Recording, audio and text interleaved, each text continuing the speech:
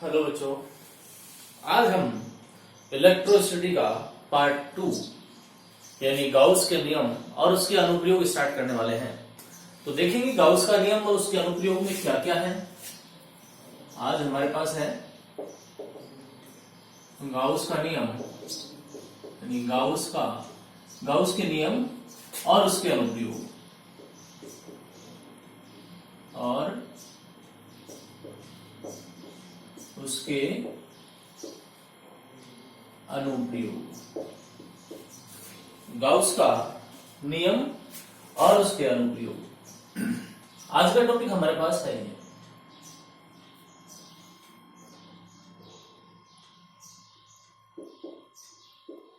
अब सबसे पहले देखिए कि गाउस का नियम जो है उसको समझने से पहले, गाउस लॉ तक पहुंचने से पहले, उसके अनुप्रयोग देखने से पहले अब हम सबसे पहले इसके अंदर बात करेंगे फ्लक्स की। किसकी बात करेंगे? फ्लक्स यानी विद्युत फ्लक्स की। विद्युत फ्लक्स क्या होता है? हम बात कर रहे हैं विद्युत फ्लक्स की। विद्युत फ्लक्स क्या होता है? अब इसको समझने के लिए सबसे पहले हम देखेंगे जो फ्लक्स है उसको लिखा जाता है फाई से, और विद्युत के लिए यहां पर ई यानी फाई ई से लिखा जाता है। इसको विद्युत फ्लक्स को फाई ई से लिखा जाता है। सबसे पहले आप ये याद रखें। अब ये विद्युत फ्लक्स होता क्या है? अब आप याद कीजिए, जब हम फर्स्ट यानी पार्ट फर्स्ट कर रहे थे उसका सेकंड पार्ट से पहले, आज से पहले, जब वहां पर आपने देखी होंगी एक फील्ड लाइंस पढ़ी होंगी, विद्युत बल रेखाएं पढ़ी होंगी आपने, विद्युत बल रेखाएं। ऐसा हमारे पास एक टॉपिक था विद्युत बल रेखाएं, और वहां से हमने बल रेखाओं के बारे में जाना था कि बल रेखाएं क्या होती हैं, और उसके साथ में हमने कुछ अनुप्रयोग भी पढ़े थे। क्या पढ़े थे? उसके अनुप्रयोग यानी अनुप्रयोग या हम कह सकते हैं उसके कुछ गुणधर्म पढ़े थे हमने। अनुप्रयोग गुणधर्म पढ़े थे हमने उसके। किसके? जो इलेक्ट्रिक फील्ड लाइंस जो थी उनके हमने गुणधर्म पढ़े थे, और देखा था कई बार बहुत सारे वेरिएशन थे उसमें, बहुत सारे गुणधर्म थे, कम 5-7 गुणधर्म हमने पढ़े होंगे। तो उसी से रिलेटेड हम आप इसको आगे करेंगे कि फ्लक्स होता क्या है। फ्लक्स को हम लिखेंगे फाई ई से। अब क्या करें, कैसे डिसाइड करें कि फ्लक्स क्या होता है? सिंपली अगर हम उसे समझना चाहें तो जो इलेक्ट्रिक फील्ड लाइन है, या हम किसी की बात करें, कोई एरिया जो है, कोई एक क्षेत्रफल जो है वो, या फिर हम कहें कि कोई एक पृष्ठ है। क्या है? एक पृष्ठ है। जैसे मैं बात करूं, ये हमारे पास एक पृष्ठ है, देखिए एक ये पृष्ठ है मेरे पास, दोनों साइड ऐसा ही है। ये जो पृष्ठ है, अगर मैं बात करूं, ये इस प्रकार से कोई विद्युत क्षेत्र है, ऐसे इस प्रकार से ये विद्युत क्षेत्र के अंदर रखा हुआ है ये। तो विद्युत जो फील्ड लाइन है, इलेक्ट्रिक जो फील्ड लाइन है, विद्युत बल रेखाएं है, वो इसको इस प्रकार से लंबवत भेदते हुए जो पार कर रही है इधर से, तो ये सारे के सारा क्या कहलाएगा? विद्युत फ्लक्स कहलाएगा। यानी कोई भी जो पृष्ठ है विद्युत क्षेत्र के अंदर रखा हुआ है, उसको लंबवत परपेंडिकुलर उसको पास करने वाली जो फील्ड लाइन है वो क्या कहलाएगी? वो सारा सिस्टम क्या होगा? विद्युत फ्लक्स कहलाएगा। क्या कहलाएगा? फ्लक्स। इसका मतलब है कि लंबवत भेदने वाली, हम इसके लिए परिभाषा लिखें कि विद्युत क्षेत्र में स्थित, विद्युत क्षेत्र में स्थित, विद्युत क्षेत्र में स्थित किसी पृष्ठ को लंबवत भेदने वाली, किसी विद्युत क्षेत्र में स्थित किसी पृष्ठ को लंबवत भेदने वाली, किसी पृष्ठ को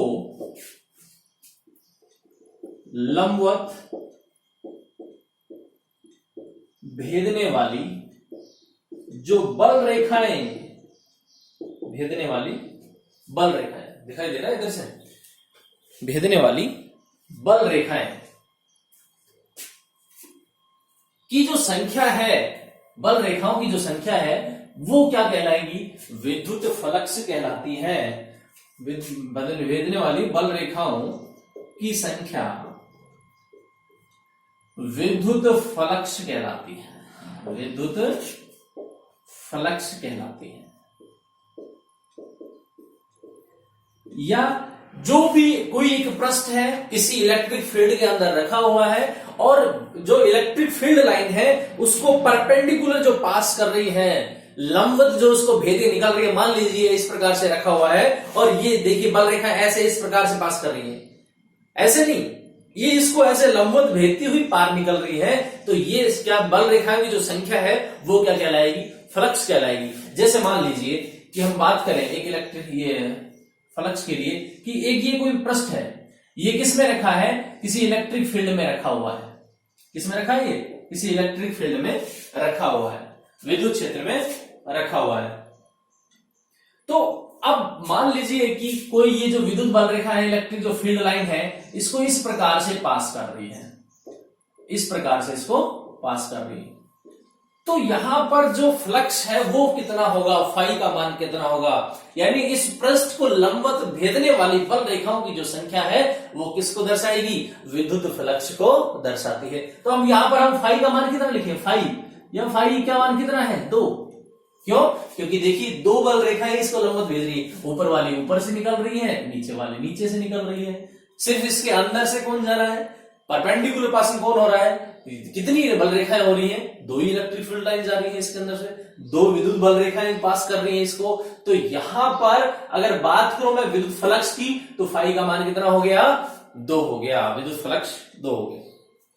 तो ये हमारे पास एक परिभाषा है कि विद्युत क्षेत्र में स्थित किसी पृष्ठ को लंबवत भेदने वाली बल रेखाओं की संख्या को क्या कहते हैं, विद्युत फ्लक्स कहा जाता है।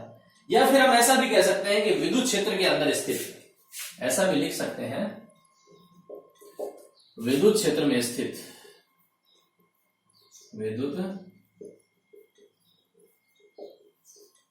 क्षेत्र में स्थित किसी पृष्ठ को, किसी पृष्ठ को या किसी पृष्ठ से लिखा, किसी पृष्ठ से, किसी पृष्ठ से अभिलंबवत गुजरने वाली बल रेखाओं,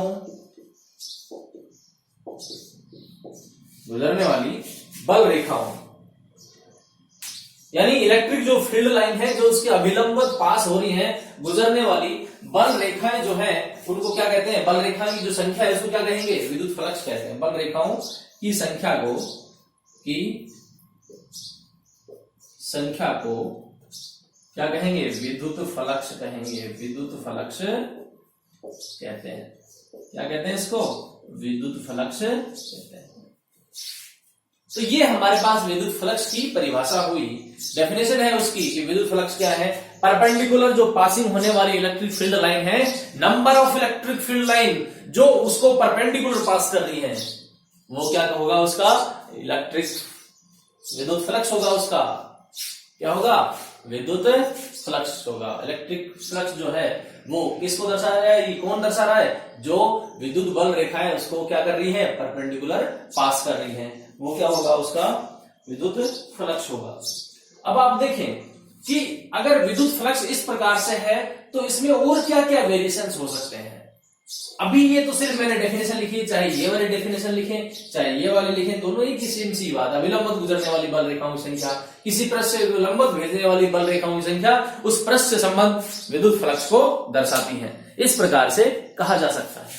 तो अब आगे देखें कि अब इतना तो हमारे पास हो गया, गाउस के नियम से पहले हमें क्या करना है, विद्युत फ्लक्स निकालना है। विद्युत फ्लक्स निकालने के लिए क्यों जरूरी है, क्योंकि कोई भी कितना भी कॉम्प्लेक्स मैटर हो उसका इलेक्ट्रिक फील्ड निकालने के लिए वहां पर ये जो फ्लक्स है ये बहुत जरूरी है, ये उसको बहुत इजी बना देता है। इसलिए हमें क्या करना पड़ रहा है, विद्युत फ्लक्स को पढ़ना। अब अगर देखा जाए तो जनरली मैं इसके लिए एक फॉर्मूला भी लिख देता कि फाई ई बराबर ई डॉट ए, ये यार एरिया जो है वो कैसी है, कैसी राशि है, यहां पर वेक्टर फॉर्म में है, एरिया जो है स्केलर क्वांटिटी है। तो अब हम बात करें कि ये फाई ई बराबर ई डॉट ए, ये क्या है,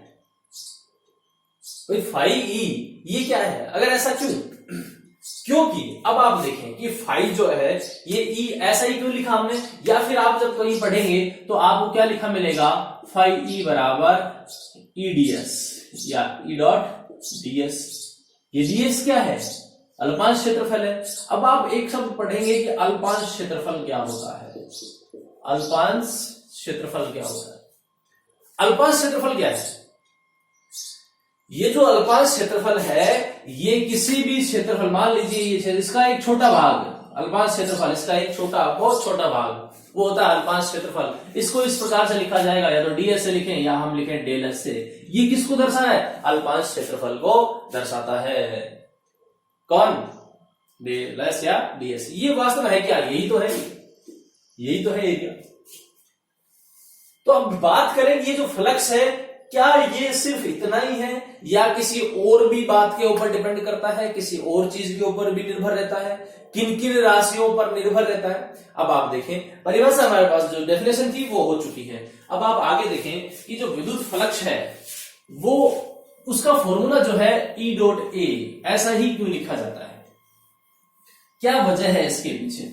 और यदि ऐसा नहीं, कई बार आप जब पढ़ेंगे तो आपको इसके साथ में एक और भी फॉर्मूला मिलेगा, क्या मिलेगा फॉर्मूला, और ऐसा क्यों, उसके पीछे वजह बताएंगे क्या है। देखिए हमारे पास एक सिंपल फॉर्मूला होता है कि फाई ई बराबर ई ds cos थीटा, या तो हम ऐसा लिखें, या फाई ई बराबर ई ए cos थीटा, ऐसा लिखा मिलेगा। वास्तव में है फॉर्मूला यही, या फिर हम कहें कि E vector dot A vector किसके बराबर, फाई ई के बराबर। ये देखिए क्या है, डॉट प्रोडक्ट, और डॉट प्रोडक्ट किसको रिप्रेजेंट करेगा, cos थीटा को।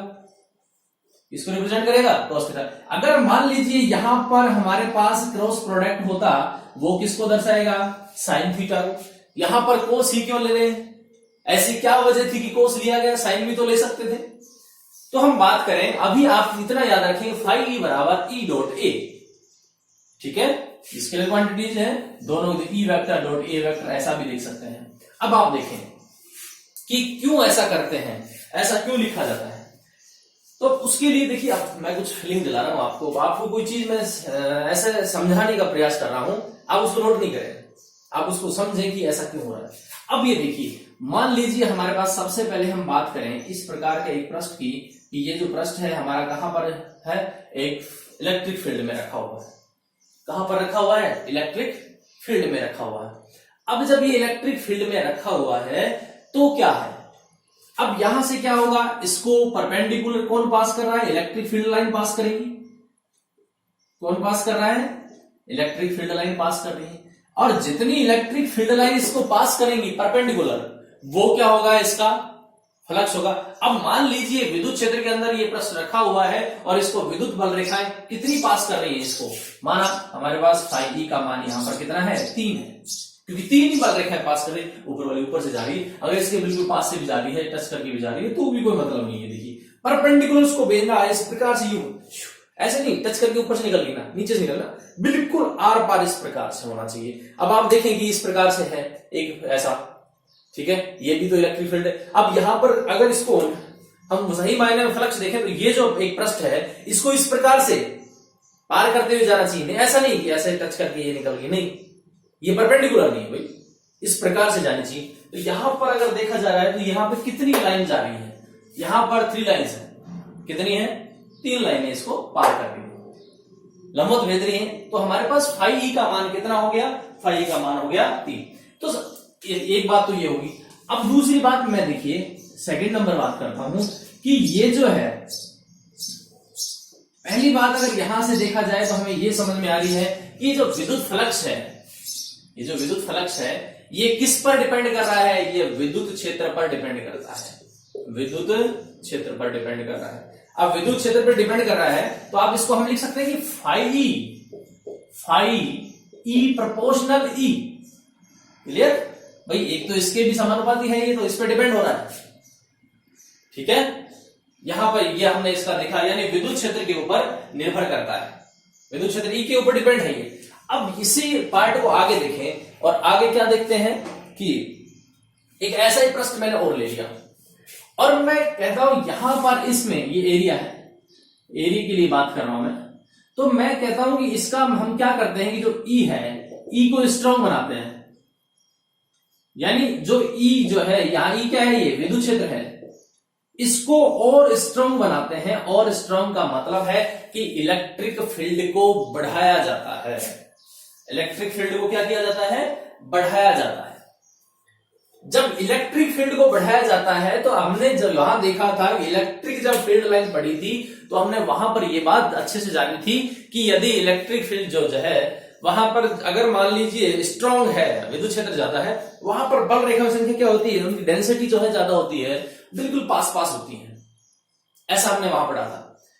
तो यहां पर अगर मैं बात करूं इलेक्ट्रिक फील्ड को यदि बढ़ाया जाए और ज्यादा स्ट्रॉन्ग किया जाए तो यहां इसमें से पास करने वाली, ये इससे जो परपेंडिकुलर पास हो रही थी, उनकी जो है नंबर ऑफ फील्ड लाइन वो क्या हो जाएंगी, ज्यादा हो जाएंगी। नंबर ऑफ फील्ड लाइन कितनी हो जाएंगी, ज्यादा हो जाएंगी।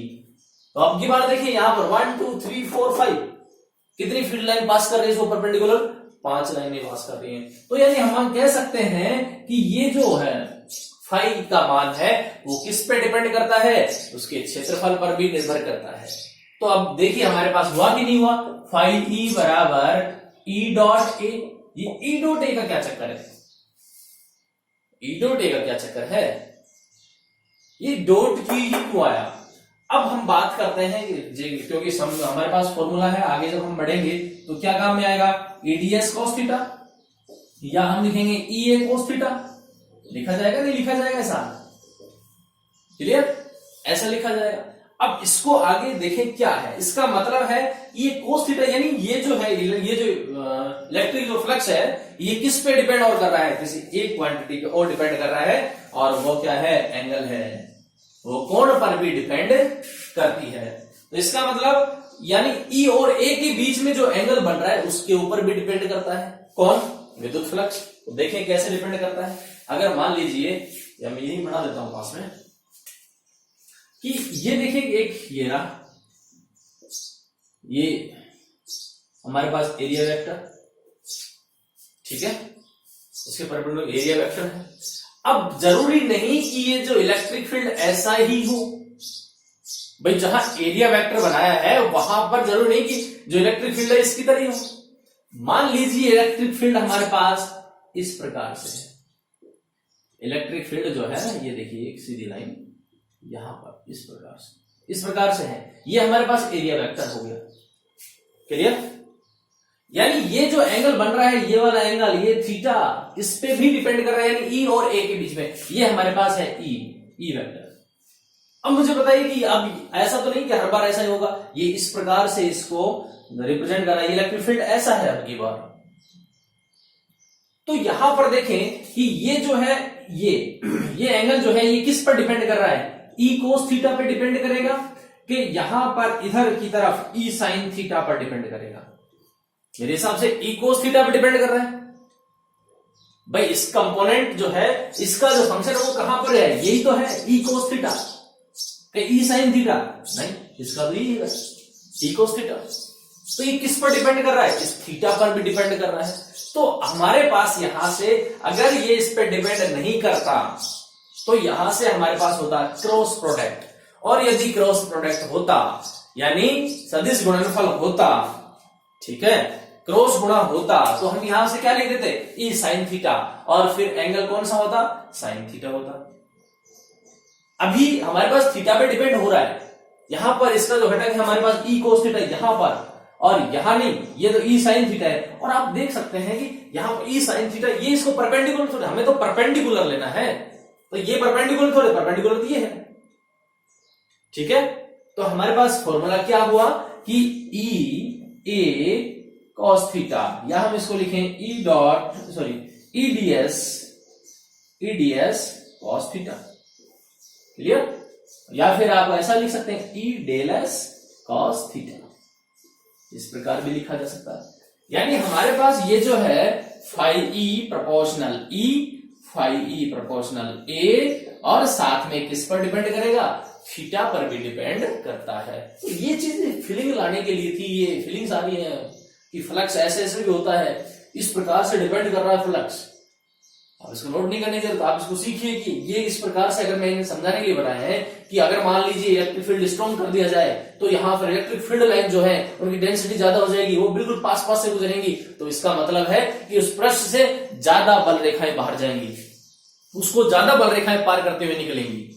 तो इस प्रकार से ये हमारे पास जो विद्युत फ्लक्स है ये क्या हुआ, उसकी निर्भरता। अब निर्भरता की अगर बात करें तो सीधे शब्दों में इसको लिख सकते हैं कि विद्युत फ्लक्स किन किन पर निर्भर करता है। तो लिख लें इसको, तीन बातों को हमने परिभाषा लिख चुके हैं। विद्युत फ्लक्स के लिए परिभाषा क्या होती है वो हमारे पास आ गई। अब हम बात करते हैं विद्युत फ्लक्स की निर्भरता। विद्युत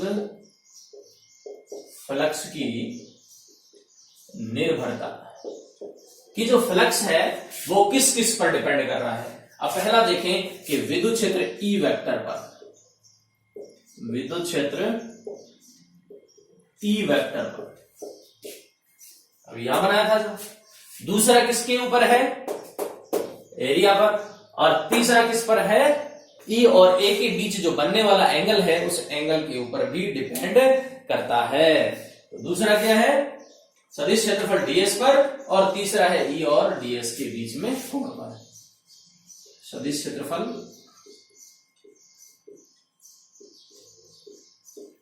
ds पर, या हम कह सकते हैं एरिया स्केलर जो क्वांटिटी है उस पे A के ऊपर डिपेंड करता है, और जो तीसरा है वो क्या है, E व ds के बीच कोण पर, इनके बीच में जो एंगल बनेगा उस पर भी ये डिपेंड करता है। ई और डेल के बीच में बनने वाले कोण के ऊपर भी डिपेंड करता है। कौन, विद्युत फ्लक्स। ये इन तीन बात कई बार पूछ लिया जाता है कि विद्युत फ्लक्स की निर्भरता किन कारकों पर निर्भर करती है। तो आप देख रहे हैं इन तीन कारकों पर विद्युत फ्लक्स की निर्भरता है।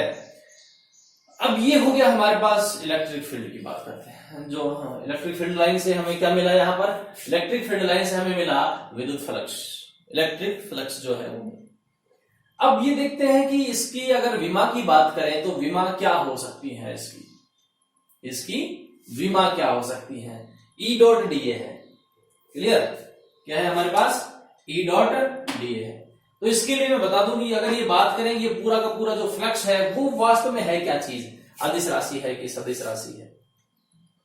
ठीक है, अदिश राशि है क्या सदिश राशि। यदि सदिश होता तो आप यहां देख रहे हैं हमारे पास ये ऐसा ये एंगल नहीं। क्लियर। और यदि फ्लक्स की जब बात कर रहे थे तो हम यहां से पढ़ रहे थे डेल ई फाई बराबर E del S cos theta, या E D S cos theta, या ई ए कोस थीटा, ऐसा हम पढ़ रहे थे कुछ। क्लियर। अब अगर ये मान लीजिए अदिश राशि है कि सदिश राशि, तो इसकी जानकारी के लिए हम लिख लें कि ये कैसी राशि है, एक अदिश राशि है। कैसी राशि है, अदिश राशि है। और अगर ये अदिश राशि है तो इसका कुछ ना कुछ मात्रक, अदिश हो चाहे सदिश हो, कुछ तो मात्रक होगा उसका। अगर ये अदिश राशि है तो इसका मात्रक क्या है, इसका जो मात्रक है वो होगा हमारे पास न्यूटन इंटू मीटर स्क्वायर पर coulomb, newton into metre square पर coulomb. Clear, newton into metre square पर कूलम।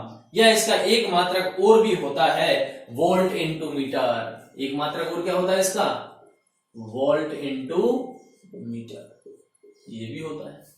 तो आप यहां देखें कि ये कैसी राशि है, अदिश राशि है, और इसका मात्रक क्या है, न्यूटन इंटू मीटर स्क्वायर पर कूलम। या फिर हम इसको ऐसा भी कह सकते हैं कि इसका जो एक दूसरा मात्रक है वो हमारे पास क्या है, वोल्ट इंटू मीटर, ये हमारे पास मात्रक हो गए। और यदि इसकी विमा की बात करें तो विमा इन्हीं जो ये हमने इसके जो मात्रक लिखे हैं ऐसा ही मात्रक, इनके ऊपर बेस्ड क्या बना सकते हैं, इसकी विमा भी बना सकते हैं। M1L3T-3 M1L3T-3 और A-1 इस प्रकार की ये क्या हो सकती है, इसकी विमा भी लिख सकते हैं। M1L3T-3 और A-1 ये इसकी विमा होगी। अब हमने यहाँ पे जाना कि इलेक्ट्रिक फील्ड जो है, इलेक्ट्रिक फील्ड का क्या हमें मिला, यहाँ पर इलेक्ट्रिक फ्लक्स मिला। इलेक्ट्रिक फ्लक्स जो है किन किन बातों पर डिपेंड करता है, तीन कारकों पर डिपेंड करता है, 3 कंपोनेंट्स होते हैं। अब यदि इनके ऊपर डिपेंड करें तो जो डिपेंड कर रहा था उन बातों को हम लिख चुके हैं। विद्युत क्षेत्र ई पर, सदिश क्षेत्रफल डेल एस पर, और ई और डेल एस के बीच जो बनने वाला कोण है उसके ऊपर भी ये डिपेंड करता है। अदिश राशि है कि सदिश राशि है? अदिश राशि है। इसका मात्रक क्या होता है? इसका मात्रक हमने दो प्रकार से लिखे, न्यूटन इंटू मीटर स्क्वायर पर कूलम, और साथ में क्या लिखा? Volt into metre. अब आप यहां से देख सकते हैं न्यूटन ये किसके लिए है? बल के लिए। Metre square L square, coulomb ये क्या होता है? एटी। क्या होता है? एटी। तो हम यहां से इसका मात्रक सिंपली विमा इसकी जो है वो आसानी से बना सकते हैं। ये बातें होगी फ्लक्स के बारे में। अब कई बार इनकी दिशा के लिए भी कुछ पूछ लिया जाता है कि यदि मान लीजिए कोई ओपन लूप है तो उसके लिए इलेक्ट्रिक फील्ड या कुछ बाहर जा रहा है कुछ अंदर आ रहा है, तो वहां पर उसको कहां पॉजिटिव लिया जाए कहां नेगेटिव लिया जाए, तो ये कुछ समस्या और भी होती है। तो इसके लिए देखें कि जो भी इलेक्ट्रिक फील्ड लाइन बाहर की ओर जा रही है उन्हें क्या माना जाए? पॉजिटिव माना जाए। जो अंदर आ रही है उनको क्या माना जाए? नेगेटिव माना जाए। और यदि उसके पैरेलल गुजर रही है तो वहां पर फ्लक्स का मान कितना होगा? शून्य होगा। वहां पर तो कुछ हो ही नहीं सकता, वहां पर तो कुछ हो ही नहीं सकता। अगर मान लीजिए ऐसा कोई पृष्ठ है उसके बराबर में इस प्रकार से जा रही है तो वहां पर फ्लक्स का मान कितना होगा? फाई का मान कितना होगा? फाई इक्विवेलेंट किसके? जीरो के। क्यों? क्योंकि हमें तो क्या चाहिए? वहां पर परपेंडिकुलर जाने वाला, हमें तो वहीं से उसी से मतलब है, बाकी किसी को लेना देना नहीं। तो हम इस बात को भी लिख लेते हैं। क्या लिखेंगे? कि जो धनात्मक और ऋणात्मक विद्युत फ्लक्स है वो किस प्रकार से डिपेंड करता है। लिख लेते हैं इस बात को कि जो इलेक्ट्रिक फील्ड लाइन है, विद्युत बल रेखाएं हैं, अगर बाहर की ओर जाती हुई है तो वहां पर क्या? पॉजिटिव, और यदि अंदर की तरफ आती हुई है तो क्या? नेगेटिव। और यदि जो इलेक्ट्रिक फील्ड लाइन है उसके पैरेलल चल रही है, उसके बराबर से निकल रही है, तो वहां उसके लिए विद्युत फ्लक्स का मान कितना हो जाएगा? जीरो हो जाएगा। लिखें, यदि विद्युत बल रेखाएं फ्लक्स से बाहर निकल रही हैं, बाहर निकल रही हैं, तो अगर बाहर निकल रही है तो क्या लिया जाए? धनात्मक लिया जाए। यदि अंदर की तरफ आ रही है तो क्या लिया जाए? ऋणात्मक लिया जाए। यही है दोनों बातें। यदि विद्युत बल रेखाएं फ्लक्स से बाहर निकल रही हैं तो फ्लक्स कैसा होगा? धनात्मक होता है। तो फ्लक्स धनात्मक होगा,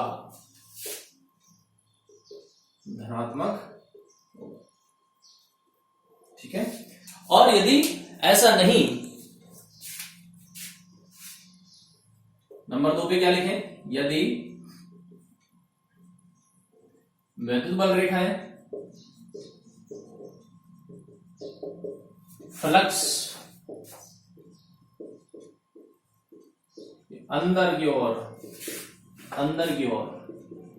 आ रही है तो फ्लक्स कैसा होगा? ऋणात्मक होगा। तो फ्लक्स कैसा होता है? ऋणात्मक होता है। क्लियर? और यदि विद्युत क्षेत्र रेखाएं समतल क्षेत्रफल के समांतर हो, यदि विद्युत बल रेखाएं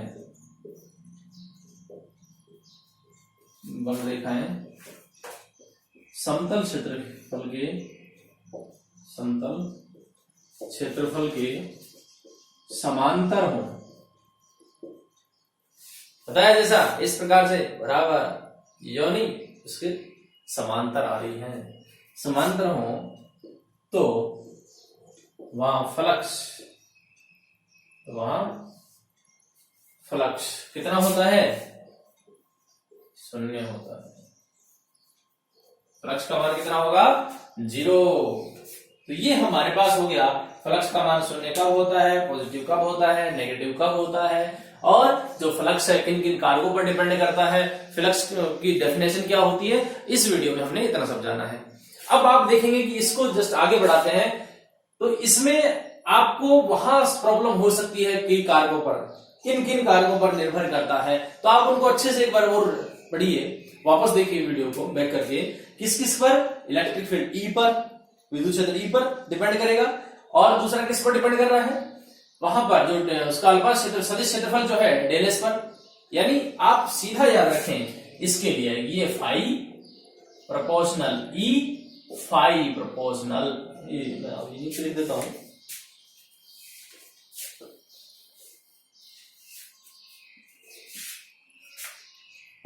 phi proportional E, phi proportional A और phi proportional E and A के बीच बनने वाले, ए के बीच के कोण का, क्लियर? ई और ए इन दोनों के बीच बनने वाले कोण पर। अब मैंने तुम्हें अच्छे से इस बात को समझा चुका हूं कि ई वेक्टर पर कैसे डिपेंड करेगा, ए वेक्टर पर कैसे डिपेंड करेगा।